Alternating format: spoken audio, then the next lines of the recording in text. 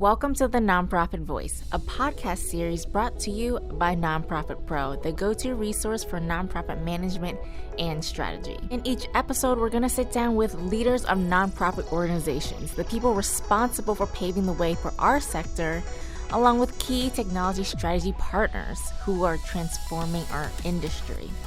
Here at the NonProfit Voice, we'll have refreshing conversations in which we will all learn more about the convergence of nonprofit and technology. Be sure to follow us on social media and visit our website to find more episodes of the NonProfit Voice. And you can download all of the NonProfit Voice episodes on iTunes, Google Play, or Spotify. We will have all the links down below. Hey, what's going on, everyone? Welcome back to the NonProfit Voice. I'm Nhu Te, Editor-in-Chief of NonProfit Pro, and I'll be your host for today's episode. And as always, thank you so much for joining us. So we've got two guests waiting on the line right now. Please join me in welcoming Alicia Maule, Digital Engagement Director at the Innocence Project, and Steven Aguiar, founder of Good Goes Further and founder of Blue Wing. Hey, you two, thank you so much for joining me. How are you both doing today? Very good. Thanks, Nhu. Feeling good, Nhu. Thanks for having both of us. Perfect. Happy to hear it. So before we jump into today's topic, I usually get our audience more acquainted with the guests on the episode. So I'm going to ask you guys to talk a little bit more about yourself and the organizations you work for. So Alicia, I'm going to start with you. Can you share more on your background and how you found yourself at the Innocence Project? Yeah. So actually, I started at Brown University, which is where I went to undergrad, and that's where Steve and I met. And we're both doing our own creative projects and collaborated once or twice. So it's awesome to continue our relationship, to do good things for the Innocence Project. My first job was working for President Obama's re-election campaign in 2012. I was a digital organizer in the headquarters in Chicago, and there I learned how to manage projects on tight deadlines with a variety of talent, coders, writers, designers, policy people, to produce sometimes digital products, but also to produce paper products that are used in the field to turn out voters for the president. So that was my first job. And then MSNBC was looking to build their digital web presence using the Obama model of organizing. And I helped them build their first website, and then started doing editorial for them, and then doing digital social media. So I never thought I would do social media until that became the demand while we were at MSNBC. So there I learned how to write compelling stories, headlines, and how to listen to your digital audience and how to manage a bunch of channels. So here I am at the Innocence Project for the last 5 years. I specifically wanted to work in criminal justice and build a digital program in both the Obama campaign and MSNBC. We were working on healthcare, we were working on climate, we were working on gun control, or gun stories, I guess, at MSNBC. But I really felt passionate about doing something about mass incarceration. And that's when I saw the opportunity to build a digital program with the Innocence Project. Yes, the Innocence Project works to free innocent people using DNA to free them from prison. We've helped free over 200 people in the last 30 years. In addition to the litigation, we also work to prevent wrongful convictions by passing policy all over the country. That's amazing. And what a background you have working with on the President Obama's re-election campaign and MSNBC, and now, of course, the Innocence Project. That's amazing. All right, Steven, tell us more about yourself and the companies that you have.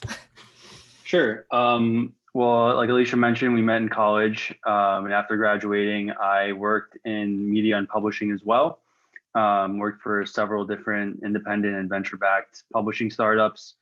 The last one being the Players Tribune, which Derek Jeter launched after he retired, which now that I think about it was a job that Alicia forwarded me via email, which again, just owe her so much. But at the end, 4 years ago, I left Players Tribune and started consulting on my own. And really, before I left my full-time job, I remember being at a party at Alicia's apartment, and we were just sort of, just chatting about digital marketing, and she was like, well, what's working for you guys? And I was talking about, some of the different conversion optimization tactics we were using, how we were using paid media to grow our page likes and grow our email list. And by the time I quit my job and was looking for clients, Alicia said, why don't you come into the Innocence Project? Let's chat. And so I met with her and the head of communications at the time, and ended up just being a really good fit. And Innocence Project ended up being one of my first clients as a digital marketing consultant back in the summer of 2016. So that's sort of the longish story. We've been collaborating ever since.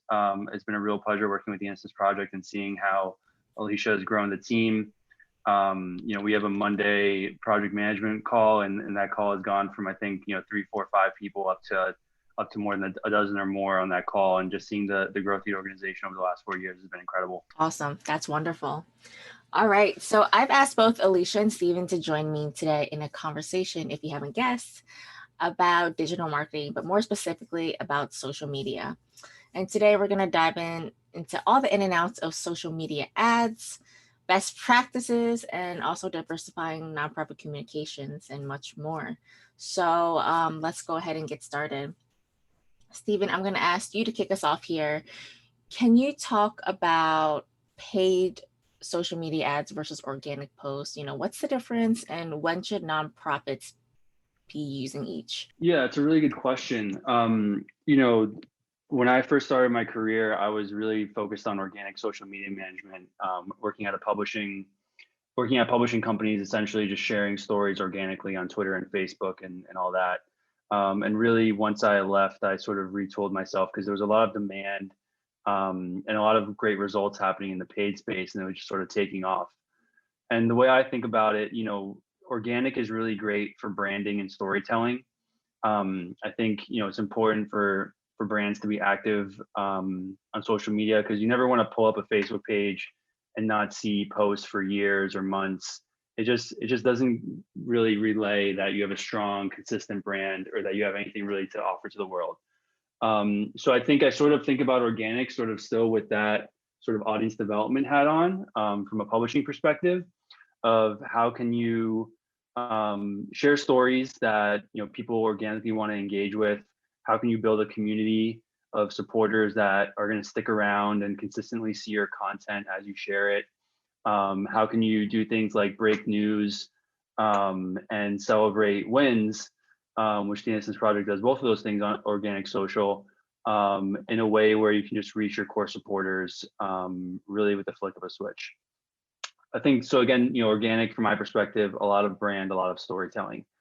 On the paid side, it's funny thing with paid is like, once you start spending money on social media ads or Google search ads, the conversation switches quickly to ROI. And I think from the paid perspective, people really want to focus on performance and results, and they want tangible results that they can see and feel in the organization as far as growth goes. So with our paid strategy, we focus a lot on things like email acquisition. How much does it cost us to acquire an email through paid ads? Things like building out our petition forms and getting subscribers to those. The Innocence Project works on a lot of policy campaigns, so we use paid to drive engagement with those. And then, of course, donations.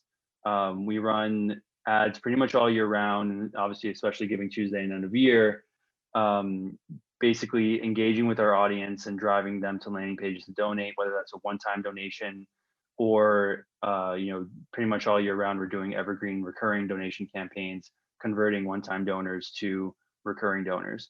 So, to sort of summarize that again, organic, brand, and storytelling, paid, really a focus on performance and driving tangible results through things like email acquisition and getting donations. All right, great. So Alicia, I want to bring you into the conversation here. You've worked at a variety of different organizations. What's your take on it? Yeah, well, I think Steve summed it up pretty well, but from a different perspective, what's the difference between paid ads and organic posts? Well, I think they're two different, they're two different jobs, right? So when Steve talked about us getting together for the Innocence Project, I was focused on organic. I didn't know the world of paid. And Steve brings a very particular expertise that's very different than running an organic channel. So if you have capacity, it's not about one person doing everything, but about maybe two different people doing paid and organic very well. Because, Steve broke down the differences in their purposes. And so I think that, they're two different worlds, and they should, in some cases, intersect. But, I see paid as kind of the ongoing engine.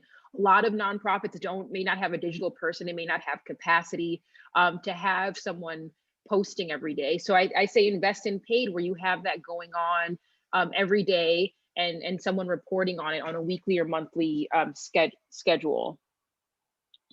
So that's one way I would look at it. And I would also say that back then, I didn't think it was authentic to have paid media. I didn't understand it. So I think I see that sometimes people are apprehensive to want to invest in it. But the point is, it's not bots signing up to follow you. It's people who, if they knew you existed, would follow you, and they follow you. Then they see that you have fundraising campaigns. Then they see what your value in policy or criminal justice reform. So I think it's important to see the value in investing in paid. Very well said. And so next, I want to dive into, how do paid social ads actually work? And I know there's a variety of different social media platforms now existing in our space. Steven, what are your thoughts on that? Yeah, well, I mean, the gorilla in the room is Facebook, and they own Instagram and WhatsApp. And at the end of the day, they're the almost end all be all when it comes to at least B2C digital advertising on social media. Google and Facebook have a duopoly on digital advertising. I think 80% or so of every dollar that goes towards digital advertising goes to either Facebook or Google. And they complement each other really well, because Google search, it's like inbound traffic, it's people looking for something and you're getting in front of them. And then on the social side, they're not necessarily looking for something, but you can target really well based on the person's demographics or interests. And there's also things like lookalike audiences and things like that to just get in front of really relevant people. So when we talk about paid social, particularly at the Innocence Project, but I think in general, when I think about all my clients, it's really Facebook and Instagram. Those are the two where we've seen the best results by far. There's obviously other platforms in the space. I know Snapchat, there's Twitter, LinkedIn, but I think nothing really compares when you look at the combination of targeting options, the ease and efficiency and granularity in which you can set up campaigns, and at the end of the day, the results that you get from advertising on Facebook and Instagram. So that's really where we're focused. We're looking at other channels like YouTube now as well. We've been running campaigns on YouTube for the last month or two with the Innocence Project as well. So we're always looking for new opportunities, but at the end of the day, Facebook is definitely, again, the powerhouse and really the backbone of most paid social strategies for most organizations. And Steve, did you talk about Google ad grants and Google ads? No, I didn't mention it. But yeah, so complementing the paid social is the paid search. And if the nonprofit listeners out there aren't aware of the Google Ad Grants program, I would definitely check it out. It's a program where Google provides nonprofits, if you're a 501c3, you get $10,000 a month in free digital advertising for your nonprofit.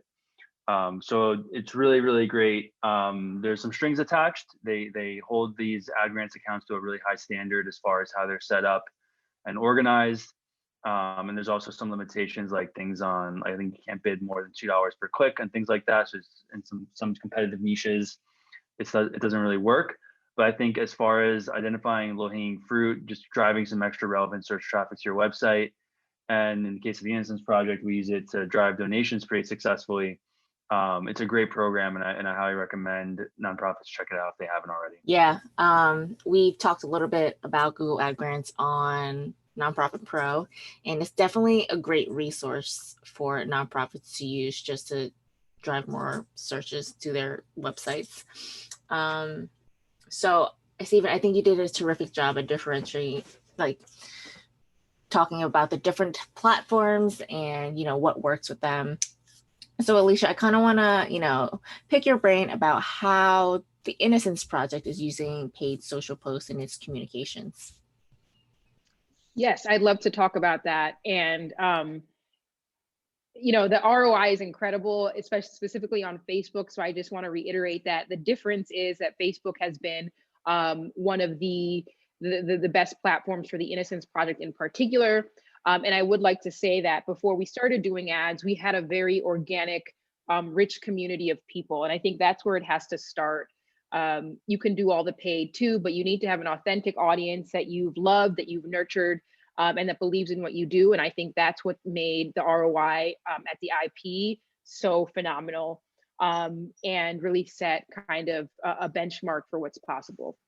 All right, so how do we use ads at the Innocence Project? Really, it's been foundational to our strategy. So let's start with the three. Advocacy, whether it's state campaigns like the repeal of 50A to make police misconduct records transparent, or Purvis Payne's campaign. Purvis Payne is in Tennessee and faces execution. It's huge for advocacy, and in the case of Rodney Reed, played a role in helping stop his execution. We have advocacy, then we have community growth, right? We want to grow our audience on the social channels and on email, and get those folks from becoming followers to donors. And the third prong is, of course, fundraising. We use paid for fundraising. So advocacy, community growth, and fundraising is how we use it. And I would say it's really big. It's been a really helpful part of our advocacy to say, if we know we're going to pass laws in 20 states in the next year, we start building up the audiences in those 20 states. So by the time we introduce the legislation, they're briefed on what the issue area is and are ready to call their lawmakers. We have a very powerful advocacy tool called Phone to Action, where within one click, we connect our constituents to their lawmakers. So we can have them driving up phone calls on behalf of the legislation we are pushing to reform the criminal justice system. Fantastic. Steven, I know you guys work with different or other organizations other than the Innocence Project. So, can you talk about what you're seeing across those different organizations? Yeah, I think what I'm seeing is definitely sort of, I think, echoes what Alicia's seeing at the Innocence Project and some of the points that she mentioned. Number one, that having an organic presence is really key.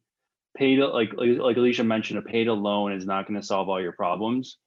Having a healthy community to engage with is going to make the paid campaigns that much more successful.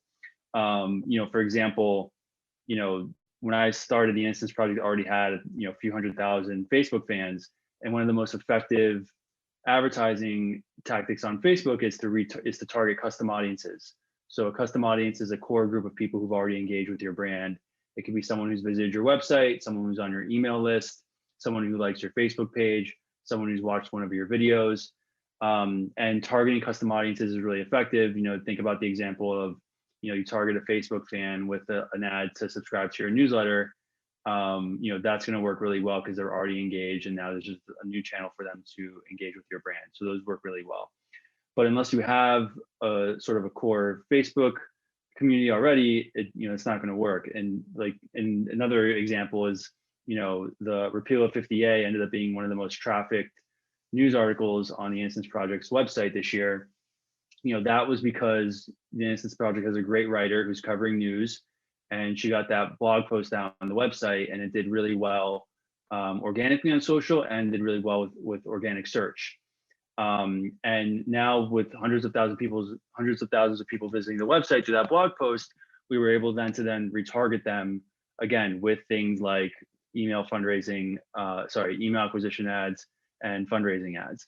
So it doesn't work alone in the vacuum. I think driving traffic to your website organically, building an organic social community are really important to building the foundation for paid media success. And obviously the paid media can help you build that foundation. So it's really a reciprocal loop, and everything sort of works together. But yeah, I think I'm seeing that across the board. I think, obviously every organization is really different. And I think depending on where they are sort of in terms of scale and brand awareness, really determines where you should start as far as building a paid media program. Someone like the Innocence Project that already has a lot of brand awareness and a big organic community, you can sort of start bottom of the funnel and do things out of the box, or out of the gate, as far as like targeting those people and asking them to donate. If you have a database of thousands of donors, you have a big enough threshold to retarget those and ask them to become recurring donors. So you can really start bottom of the funnel. But if you're an organization that has a very small digital footprint, and you don't get much website traffic, your Facebook and social following in general is small, you might have to start with a brand awareness campaign. You might have to start with producing a video that tells a story of your organization and just promoting that to people that you think fit your target persona. And once you build up that critical mass of people who've seen that video, then you can start going more down the funnel and retargeting those video viewers with an email acquisition ad or a fundraising ad, or maybe some of your latest blog posts, etc. So really everyone's different. As far as like what I'm seeing across the board is like, you really should think about, where your nonprofit is as far as your brand presence, your sort of the current footprint of where you're at online. And then, start building out your paid media program from there. Not everyone's the same. Yeah, I couldn't agree more. Just having a good base of brand awareness first before diving into anything else, I think is very, very important. All right, so we've talked about a lot about paid and organic strategy today, but I want to dive into, what are the best practices for creating social media posts? Steven, earlier you alluded to, how important storytelling is and what story you want to tell when you're reaching out to your audience. So can you share your advice to the nonprofits listening today? Sure. I definitely should get Alicia's 2 cents on this, because I'm not the creative person in the room all the time. I'll say from a format perspective, video. I think, obviously there's, video in general does really well on Facebook. I think and I know video sounds like this really big, scary thing that people think they have to hire a production crew and editors, and like there's so much overhead and expense. Everyone has an HD camera like in their pocket, and just turning that on can go a really long way. Whether that's selfie videos, recording Zoom, sessions. I mean, the Innocence Project has live streamed webinars on Zoom this year that, it's the video quality of a Zoom call, and it's just like getting the right people in the room to have an interesting conversation. So I think video in general is really key. And if you want to take that one level further, probably live video is really important as well. I'd say those are the high priority formats. But at the end of the day, even the Facebook algorithm likes to see diversity in your feed. They like to see a mix of content. So video, definitely an emphasis on that. But mix in, articles, mix in images, mix in graphic design, mix in a straight up text post. Mix in these different things as well. Facebook likes to see that diversity. And Alicia, I definitely want to bring you in here with your experience. I know this is kind of like your bread and butter.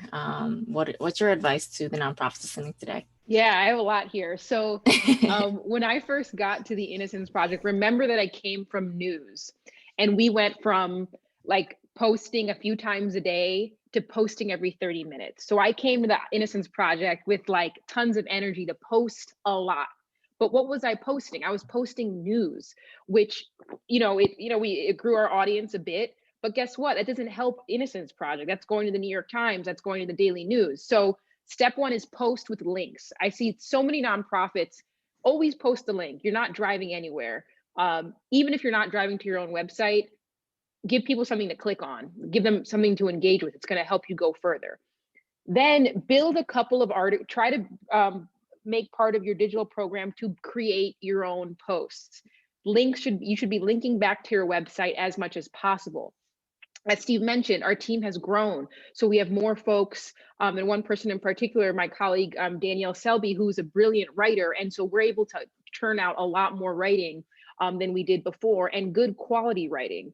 So post your own links. And even if you don't have capacity to have a writer who's making a post every week or every day, have a couple of evergreen posts, we call them, that can be shared anytime. So link to something, please, and make sure it has value. Would you want to click on that, or are you just doing that because you have to post today? Make everything count. and make everything, make it something that you would want to click on if you were scrolling through your Instagram feed or Twitter feed. All right, so links, a mix of news, and as much as possible, share your own news. You should be the first to break the news about your clients or about your organization. And then authenticity. It's great to get ideas for the visual identity of your organization through what you see, but make it authentic. I know part of the Instagram strategy that I created when I started building it up was focusing on our clients. We at the Innocence Project work to free innocent people in prison. So all of the Instagram was really image-based, portrait-based, focused on the folks who had lost time in prison and had survived this wrongful conviction. So it's not about copying what McDonald's or Vera or whoever is doing. It's about taking those inspirations and saying, how do I make it unique to my audience, and how do I dignify the work that I'm doing? So that's super, super important. And a lot of people are into curation, and that's great. But I can tell you, some of the posts that went viral weren't the best photo. It wasn't because it was taken by an AP image. It was because it was the story behind the image. We have photos of Khalif Browder that barely have ever been in news, but because it's his story and it's him and it's authentic to who he was, they've been some of our best performing posts. That's awesome. It's very well said. And so, we've talked a lot about social media strategy today, but, Alicia, what are other ways a nonprofit can diversify its communication strategy? Yeah, that's an interesting question. I think you should invest in the channels where your community is at. What I'm seeing a lot is, if you don't have a digital person yet and you're still figuring it out, where is your community? What space do you want to invest in? I personally was big on Facebook and Instagram in particular when I got to the Innocence Project. Instagram, it was like my baby that I every post was just thoughtful and curated. Twitter was like, okay, I had to get it out, but we weren't getting the returns. And, I think Twitter takes a certain personality and certain voice that is not as easy to do through an organization, but you have to do it. So I think prioritize. Instagram is where all the growth is. So I encourage people to invest in Instagram if they're going to choose one. And Facebook, we know, because you have the ad engine behind it. So invest where your community is at and where the growth is industry-wide. Listen to your audience and use analytics to see what's performing. You have to have a good relationship between, it's not just about posting. The second half is, what's the best post of the week? What am I learning? What are the comments? Even as an editor at MSNBC, if something's going to sink or swim based on what people are saying in the comments. They find typos, they find mistakes, they find, their own gems. So I value the community in the sense that they're there to help make the best product. So that's sort of what comes to mind, which is about sort of the fundamental things to then figure out how you will diversify your communication strategy. I love it. And Steve might have some other ideas as well. No, I think that's all right on point. I think what comes to mind for me is, like, number one, don't look at every platform as the same, and don't try and think they're going to achieve the same goals on every platform. Just demographically in the United States, the baby boomers are on Facebook, and they hold all of the wealth, right? I mean, they're just like the wealthiest generation. So when you look at Facebook, we look at Facebook as an opportunity for fundraising, right? There's a wealthy demographic there. And as much as people, we get pushback, not that we get pushback, but like if people push back and say, well, aren't people not using Facebook anymore? It's like, well, the people that are using Facebook have deep pockets and we need to fundraise. So it's important. But then again, lately we've seen incredible engagement on TikTok as far as the advocacy stuff goes. We've seen thousands of people come from TikTok to sign petitions at the Innocence Project. And, are we going to raise money from 20-year-old TikTokers? Probably not. But if that helps build our email list for the next generation of people that are really engaged with the work that the Innocence Project is doing, it's critical for the future of the organization, even if it's not raising money right now. So look at every platform, and think about, why are we active on this platform? What are we trying to get out of it? Is it fundraising? Is it advocacy? Is it brand awareness? Is it engagement? Is there a certain influencer we're trying to work with? Just think about what that is. Think about what you're trying to get out of the platform. It's not the same for everyone. And I'll just quickly throw in there that we recently did a Twitch stream that did really well as well. So I think, looking at emerging platforms and finding those pockets, whether it's TikTok or Twitch and things like that, don't overlook them. I mean, obviously, depending on the bandwidth of your organization, you don't have time for everything. You don't want to have sort of shiny object syndrome where you're just sort of chasing the next hot thing.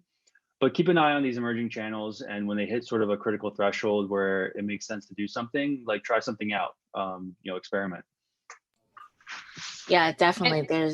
Go ahead, Alicia.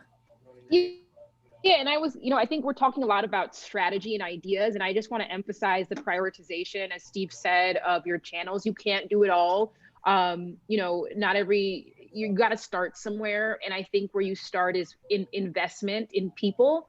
We talk about these things like they're super easy because we're talking about them in retrospect, but this is a lot. I mean, I worked 7 days a week for the last, the majority of my time at the Innocence Project, because I was the one posting this stuff. It takes a lot of work. And that's just on the individual level. Thinking about campaigns and how much writing emails take and all of that. This is a very, you get good results. The ROI is good. But to do stuff well and to do them thoughtfully, it takes a lot of team effort, a big investment. And so, if you're going to invest in people, especially on the social side and on the content side, you need to have a good writer. A good writer can write you good video scripts, can write you good blog posts, can write you good social copy. Even if they're not trained in, how to manage an online community, good writing, the rest comes. And that's in addition to having someone like Steve, who is an expert in audience and investments in paid. And I mean, digital, we can go on forever. We make it look good from the front, but there are designers, there are experts, there's an email team, and you got to start somewhere. You got to start with a little bit of investment, but start with that person who is ambitious. You give them a chance. And who's ready to take your nonprofit or your company to the next level using the technology of our time. Very well said. And, like Steven said, there's so many emerging platforms right now, and it's hard to keep up. So definitely making sure you prioritize and make sure you're not putting all your hands in different pots. It's very hard to manage, I imagine. All right, great. So Alicia, there's one final question that I'm going to ask each of you, and it's something that we ask every single guest that comes through the Nonprofit Voice. We've talked about a lot today, but if there's one piece of advice you could give to nonprofits, what would it be?